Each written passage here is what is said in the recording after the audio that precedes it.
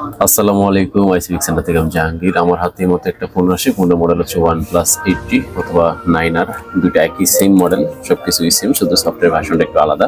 তো এই ফোনটা এক টেকনিশিয়ান ভাই আমাদের কাছে পাঠান। তো এটার প্রবলেম হচ্ছে অটোমেটিক বন্ধ হয়ে যায়। তো এটার পূর্বে কিছুদিন আগে হাত থেকে পড়ে গিয়েছিল, পড়ে যাওয়ার পরে কিছুদিন ইউজ করার পর অটোমেটিক বন্ধ হয়ে যায়। তো প্রথমত এটা আমরা চার্জিং ভোল্টেজটা দেখবো, চার্জিং ভোল্টেজটা কত নেয়।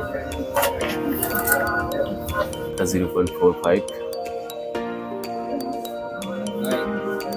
তো এটা মূলত মাদারবোর্ড থেকে প্রবলেম। তো আমরা একটা মাদারবোর্ডের কন্ডিশনটা দেখবো, যে মাদারবোর্ডের কি কন্ডিশন, ভাই কোনো কাজ করেছেন কিনা অথবা কাস্টমার ভাই কোথাও দেখিয়েছে কিনা, আমরা এটা একটু দেখবো। না, উনি কিছু কোথাও দেখেন নেই, তবে সিপিউর যে শেলটা থাকে, শেলটা কাটা ওঠানো।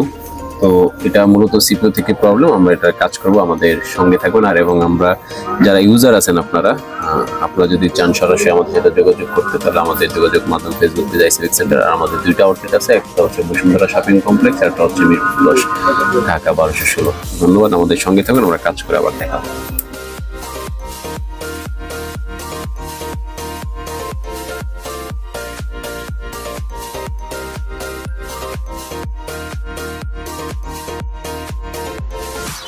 আলহামদুলিল্লাহ, আমাদের মাদারবোর্ডের কাজ শেষ। তো আমরা এখন এটাকে চেক করবো চার্জিং ভোল্টেজ।